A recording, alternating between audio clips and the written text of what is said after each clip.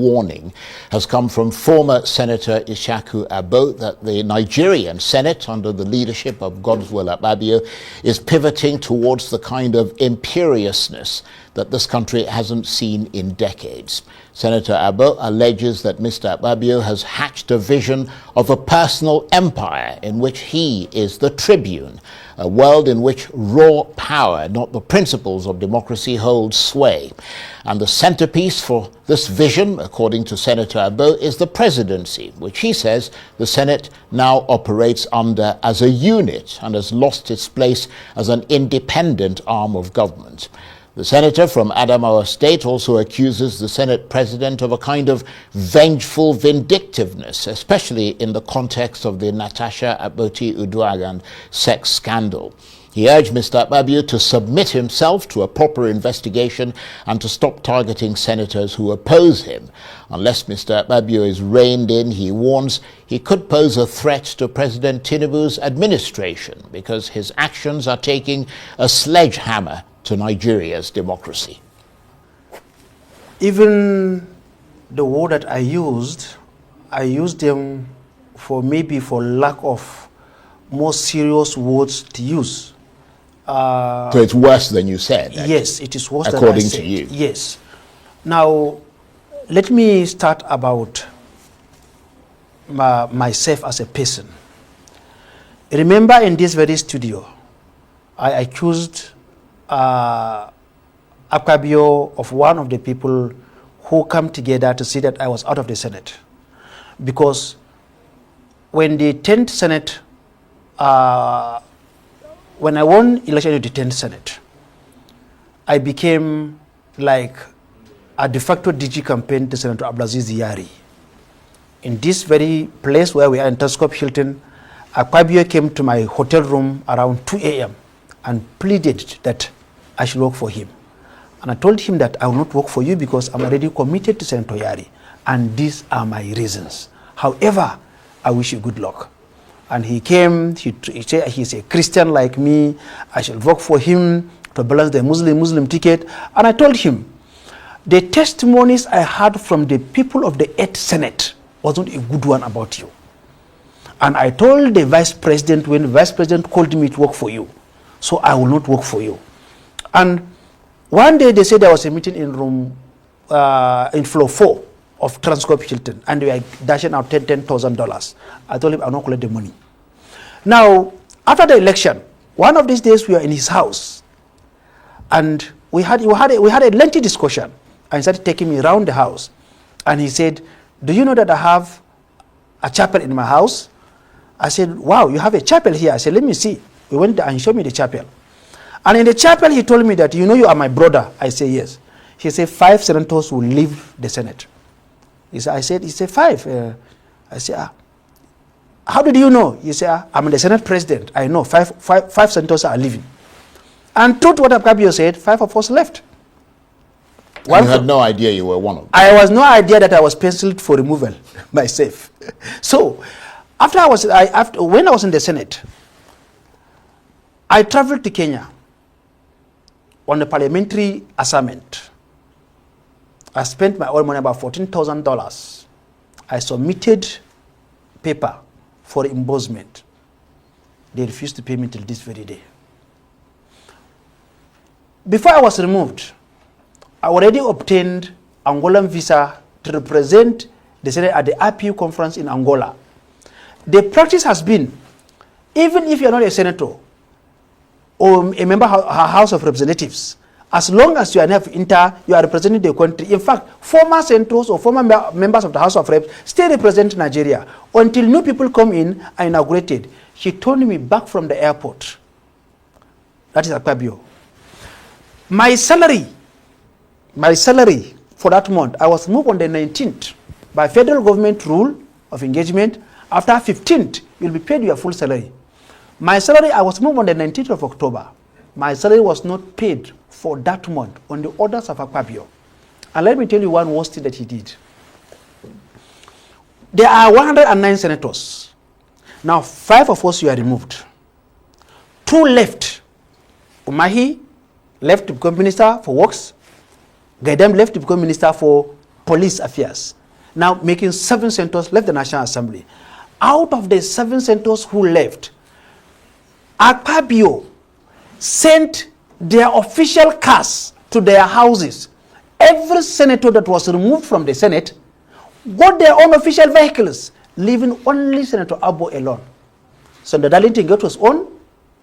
The 2 senators from Plateau, the other Senator Ohere, the 4 of us removed by the court, they all got their own. And the 2 that left before me, that I screened them to become ministers, because they come for screening, and then I screened them as a senator. They also got their own car. They left before me, yet they got their own car, leaving me out of the 116 senators sworn into the 10th Assembly. Because I challenged Akpabio, I was the only senator that they refused to give him the car. That is the vindictiveness of somebody called Akpabio. Well, it sounds very personal, doesn't it? I mean, of course, for you, it's pretty much personal. I mean, so this is your payback then, is it? No. I don't pay back. I am just trying to, I laid a foundation so that I will come to the Natasha issue. Well, we're going to come to that. We're not there Yeah. yet. Let's finish with your allegations and your accusations against Mr. Akpabio, because one of them is that you said he's running the Senate like a personal empire. Yes. Targeting senators who oppose his views, and, Yes. and you suggest that you're one of them. Yes. And you say that, as I said, you yourself have been a victim of those actions. Definitely. And this is one of the incidents, Yes. or one of the sort of the the problems that you're talking about. Yes, and then let us look at Senator Abdul-Ningi. Senator Abdul-Ningi was the chairman of the Northern Senators Forum, and I was the treasurer of the Northern Senators Forum. So as the treasurer, as a matter of fact, I was slated to become the secretary of the Northern Senators Forum. But because Abdul-Ningi and Senator Abbo, we are from the Northeast, and we said, let's take this secretary position to another person from another zone. So I became the treasurer of the Northern Senators Forum. And Abdul-Ningi came out to say, this is not the budget that we passed. And it has been increased by so figures. Before you need Jack Robinson, Senator Abdul-Ningi was suspended from the Senate for 3 months. And let's look at Senator Ndume. Ndume was the digital Akpabio. When Senator Ndume came out to say things are not run properly here, what happened to him? He was removed as the chief whip of the Senate, stripped of his position as the vice chairman of the Senate Committee on Appropriation, and then be thrown away. What vindictiveness do you want? And I look at it. The same Akpabio, I moved that motion to amend the rule of the Senate standing rule, that will allow only a senator that have served for at least 1 term of 4 years in the Senate before he go contest for leadership of the Senate. The amendment look Senate president only. The same Akpabio went and brought in first-time senators and made them leadership of both minority and the majority. Right. Just so that he can control them, so that nobody can say anything to him. Do you know that in Senator Akpabio's house, senators serve him tea? Well, I don't know. I am telling you now. But let me just say, And I am telling you now. And I told him that you are no longer a governor. These senators are your colleagues. We are not your commissioners. So they cannot serve you tea. So that kind of emphasizes the point where you say that he's running a personal empire. He's running a personal empire. But I mean, some might accuse you of speaking ill. I think you even addressed this yourself, of an institution that elevated you to prominence. No, I did not say that. And what I said in my interview last time was that I had to speak ill of the institution that brought me to national relevance. And what we are doing today, remember last time I was in this studio where I defended the remunerations of the senators. So that I'm speaking good of the Senate. And what we are doing now, all former senators that have been there since the time of Shagari, we are not happy with the level of the integrity of the Senate that have been washed down. So, But we're fast running out of time, so I'm going to gallop ahead. I mean, you of course were a member of this current 10th Senate. Yes. Until you were removed by the appeals court in October 2023. Very briefly, just tell us how you lost your senatorial seat. I lost my senatorial seat through judicial banditry, because there's no law that back what happened, and I believe the judge know what she did, and that's why she had to send Senator Ken Inamani to come to my house to come and beg me. And it's true, Ken Inamani is still alive. A situation where a judge said that local government election took place in 5 local governments, and she cancelled election in 2 local governments, diffranchised 2 local governments, cancelled election in 263 polling units, and not order for election as the law stipulated. That is not the law. That is robbery. That is a coup against democracy. Right. So you think there was political pressure? Of course, he was pressured. And I said it time upon time. Right. And unfortunately, I petitioned the NJC, and NJC became a body that only punished small judges, magistrate and high court judges, but they cannot punish big judges. And that's why I'm supporting the bill that should dismantle NJC. They are doing nothing. I have letters from the NJC today in my hand. They are doing nothing. And I'm advocating for that same bill in the House of Reps, that the NBA should be the one who will discipline judges by passing a vote of no confidence on erring judges. Right. Now, you yourself, of course, you're not free of some of this damaging scandal that you talk about. I mean, because you went through a pretty damaging one when you were in the Senate. I mean, didn't you? Yes. You were sort of mired in that controversy when you were captured on video, slapping the owner of an adult toy shop. It's not so. In Abuja. I'll make the point and then you can refute it. I mean, you turned up there with 3 women to purchase some adult toys, and you were later the creation found of the media. You were well. I mean, this is what the story that is circulating is. Yes. But you're here. You can refute it if you want to. I mean, you were later found guilty by a court, and you were ordered to pay 50 million naira to the shop owner. No, let me tell you what happened. What happened was that before I became a senator, a situation happened. Before I became a senator, something happened. And it was a case of people fought.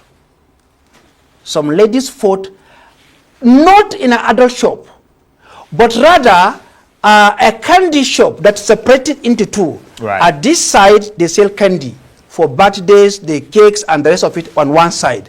On the other side, it was an adult shop for women. Right. And I dropped one of my sister out, her friend. And when I left, I was told that I received a call that your sister is dead.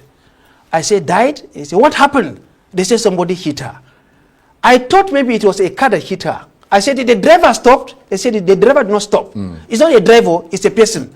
I rushed back there, and I met a lifeless body who fainted there, assaulted by her fellow person. And it's not the owner of the shop. The person also came there, and they had an issue.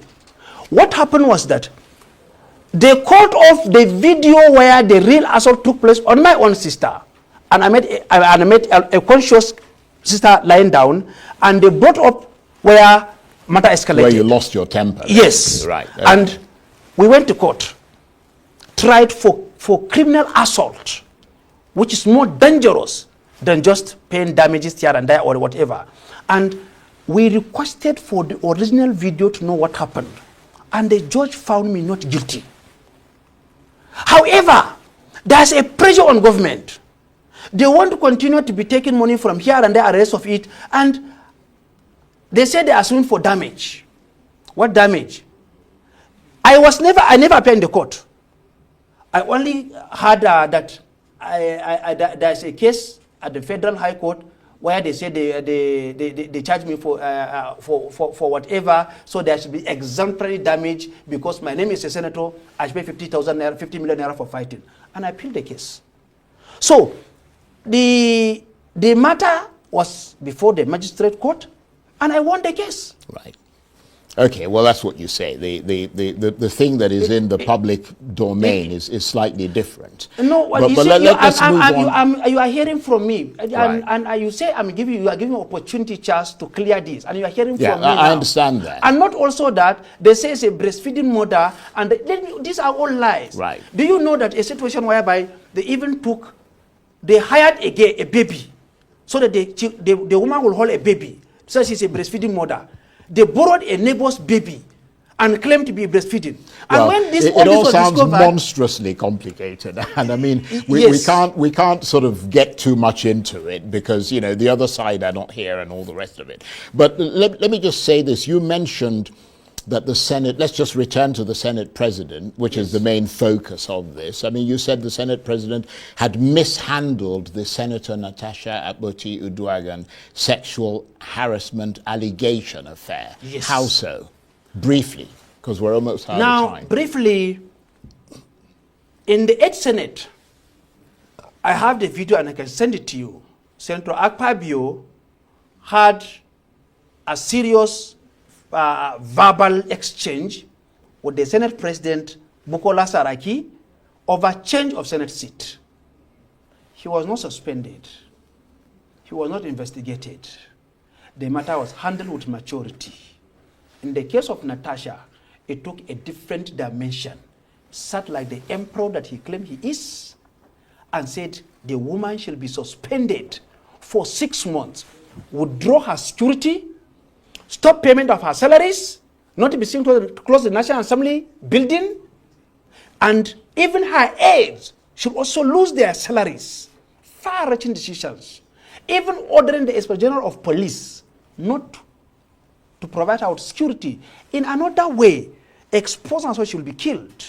When you withdraw somebody's security, which is on right, that means you are exposing that person to be killed. And I know the IG, you see the police for all of us. Nobody owns the police. The IG realized that that is not a good thing to do. Because if they had tomorrow that Natasha is killed, something will happen that we don't pray it happen.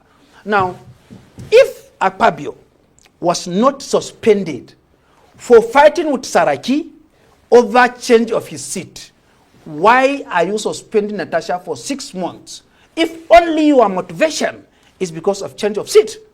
Secondly, Natasha went to court and she got a court injunction barring the Senate from investigating her until the substantive matter is heard.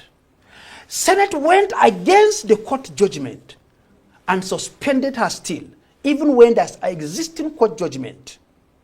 That is contempt of the court. It was after they finished suspending Natasha that they went to court to vacate the court order barring them after contempt of court. And I'm sorry to use this word, cowardly, the judge, instead of arresting Akpabio for contempt of court, he vacated his own judgment that they broke. That's the pressure he was under. And instead for the judge to also go into the substantive matter, he recused himself from the case of Natasha. You see what is happening? It certainly raises questions. Let me put it that way, as politely as I can. So what is your advice to Senator Natasha Akpabio now? Senator Natasha is doing what she's doing. And I heard that they want to call her. Nobody can call Natasha. Take a note and write it down. Nobody can call Natasha.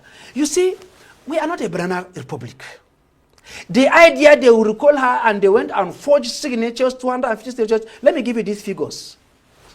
The registered voters in Kogi Central. Very briefly, we've got about a minute left, unfortunately. The registered voters in Kogi Central is over 500,000 registered voters. Section 69 of the 1999 Constitution said that you must have more than half of registered voters before they recall you. They got 250,000 signatures and submitted to INEC. And the law says that they must have 250,000 plus people who appeared for a referendum to return her. Now look at the 2023 election.